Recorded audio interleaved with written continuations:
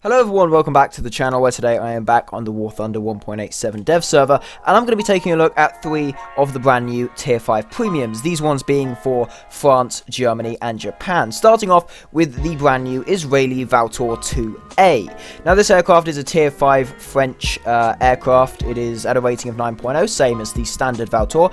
You have got 4 30mm DIFA 551 cannons and you have the option actually to mount air-to-air missiles. This is the only Vautour so far that can mount them, and this mounts 4 Shafir air-to-air missiles, crew of 1, 684 mph flat speed for maximum, 32 second turn time. This thing is a bit of a brick, it does not like turning, it's not so good in that aspect, and you have a 52 m/s rate of climb, which actually isn't too bad. So generally decent aircraft. On the X-ray you can see you've got the engines, you've got the fuel tanks, it's a very basic X-ray as with most aircraft. There's the payloads, lots of unguided rockets, lots of bomb unguided rocket combinations, and then you have the Shafir air-to-air missiles. So generally pretty damn good there. This aircraft, if you want to grind France, this will be the best, highest RP earning option for you.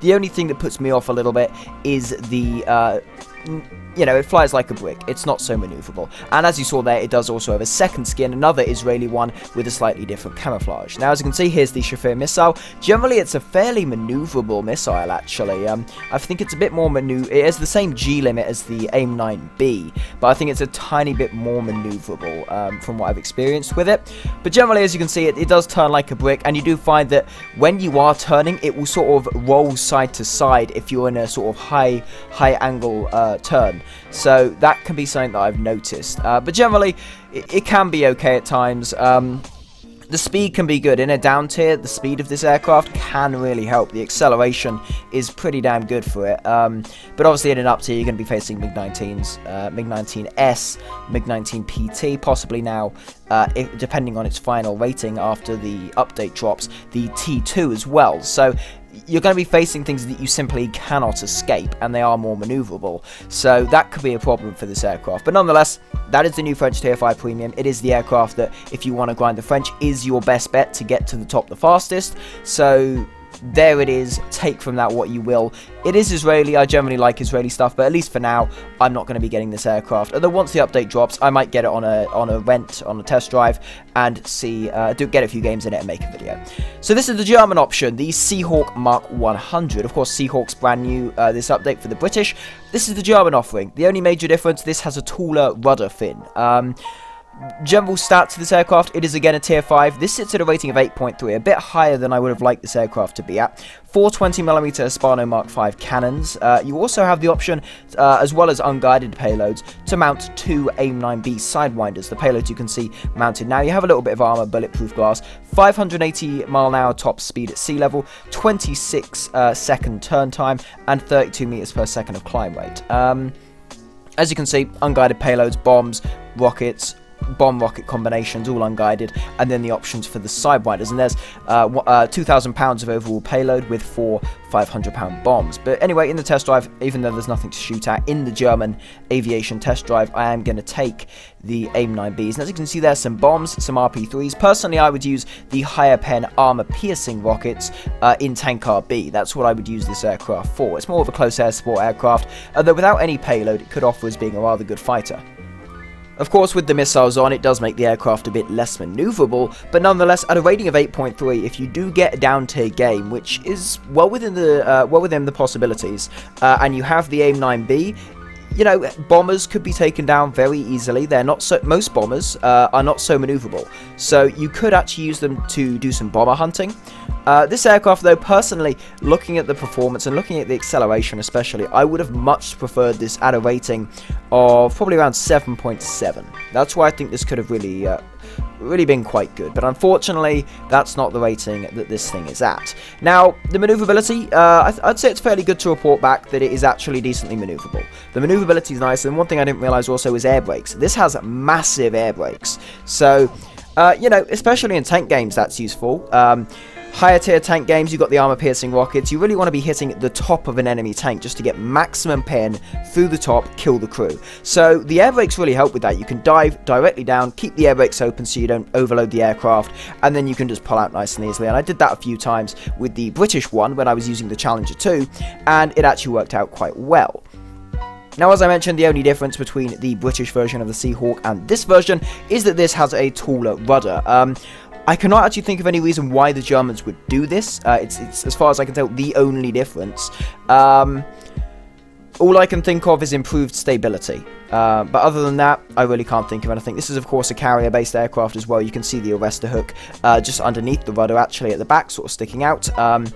I haven't had a chance to try it on carriers, but it looks like a decent aircraft. Maneuverability is nice. The acceleration's a tad slow, but that would be expected. This is certainly very much a first-generation jet aircraft. Not much would be expected. And as far as I can tell, this does actually just have a single engine that leads to 2 exhausts. That's how this engine configuration works, which is interesting. I thought it was 2 smaller engines, but in fact, it is just a normal Rolls-Royce engine. I believe it's a Rolls-Royce Ghost. I should have looked a minute ago, but nonetheless, it is an engine similar to the engine in the Vampire and the Venom, those sort of things. Anyway, though, the paint scheme, I will say it looks very nice in this paint scheme. I really do like it. Yes, it is effectively a copy and paste paint scheme from the British one, just with the roundels switched, but I like the paint scheme. And as you see, the flaps are down. The lower flap section is actually a part of the air brake system. So if you have the flaps down, you cannot use the air brakes. That is one thing to note. As you can see, the flaps are down now, and what I have to do is I go into land. As you can see, it says air brake blocked by another mechanism. That is the flaps. So you need to put the flaps up, and then you can use the air brakes. And as you can see, I'm about to do that. So I'm just getting onto a nice landing path, and then I open up the air brakes. And there's the air brakes, very big air brakes, which is definitely pretty damn good. Cockpit, of course, I haven't really showed it much here, but the cockpit's pretty nice as well. Generally, it's similar to what you would expect from any British aircraft. It does remind me very much of the Vampire. So, generally, Seahawk, it seems like a decent aircraft. I am still considering picking it up, but there are some other things also I'd like to look into. So, this here is the F-86 F40, the Japanese Saber. Now, of course, the top tech tree one is also an F40, but this one is the premium one. Different paint scheme. There's also a pre-order skin for an aerobatic team camouflage, but this one, so it's exactly the same. It's just a premium version with a different paint scheme. Tier 5, 9.0 BR. You have, of course, got the 6 12.7mm Browning M3 machine guns, crew of 1, 687 mile an hour top speed, 23-second turn time, and then a 46.5 meter per second rate of climb. 2 AIM-9B sidewinders. The tech tree ones can also now mount the AIM-9B, but this can also mount it as well. So it's another premium aircraft with these rockets. As you can see, also HAVR unguided rockets, and then also we have some 1,000-pound bombs. So generally, you know, it's a good amount of payload there. You know, it's tank RB, you can use it with bombs or missiles. Air RB, you could use it with or without the AIM-9Bs. Of course, the maneuverability, climb rate, and speed will slightly decrease with the AIM-9s, but they could be useful. At a rating of 9.0, you'll be facing supersonic jets, which you cannot catch, and they will generally think that you can't shoot them, and from my experience, they'll generally think that you cannot shoot them, and they will pull away in a straight line. You know, using the AIM-9B at closer range in that situation could actually be incredibly useful, so I would advise taking these out if you are to get this aircraft. Personally, I am not going to be getting it. I might get it on a test drive just to make a video one after the update and sort of give tips on it, but for now, I'm not actually buying it myself. The only premiums I am considering buying is either the Seahawk, which of course you've seen in this video, or the new Italian Tier 5 premium, the G91R4, which I will be looking at in a separate video alongside the G91Y. That thing looks like a riot. That is insane. It's got 4 AIM-9 sidewinders on a G91R airframe, rocket pods. It looks pretty damn fun, as well as Nord air-to-air missiles, which obviously just a different version of air-to-air missiles. And I believe it's the only aircraft in the game to currently have them, which is certainly something interesting, and we can probably, I think Nord, I believe it's a French missile, so we can expect to see more Nord anti-aircraft missiles in the future, as they've been modelled for the premium G91, so probably going to see them soon on some French stuff as well. But yeah, so enough on other stuff. The F40 Saber, decent aircraft. In terms of sort of actual visual differences from other Sabers in the game, like the early American ones, I believe it's simply the wings are longer. I believe it's just the wing has been modified. You've got the slats on the leading edge, longer wing, more wing surface means sort of more weapons, more weight is able to be carried by the aircraft.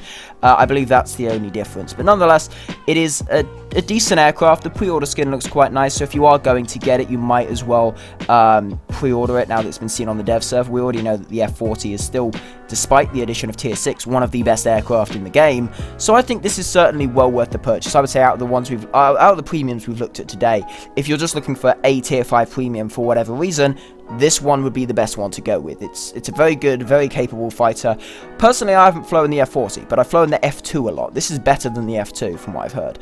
And the F2 Saber, that thing is great. Very maneuverable, outmaneuvers Tier 6 jets very easily, and the guns are very good. This obviously doesn't have the 20 mils. This has the 7.62mm 12.7 mil Browning M3s. So not cannons, but they are still high fire rate. Lots of ammunition being thrown out, so very good weapons.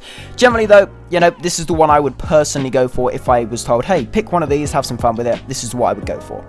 Anyway, though, I am going to end the video there. So 3 Tier 5 premiums. Generally, they're all decent, but as I said, the F40 is the one I would go for from the aspect of which one is the best. But do let me know in the comments what you think of all of these. As I said, there'll be a video soon on the G91Y and the R4, so do let me know if you want to see that today or some other time. Anyway, though, thanks a lot for watching the video. More dev server stuff soon, and I will see you in the next one.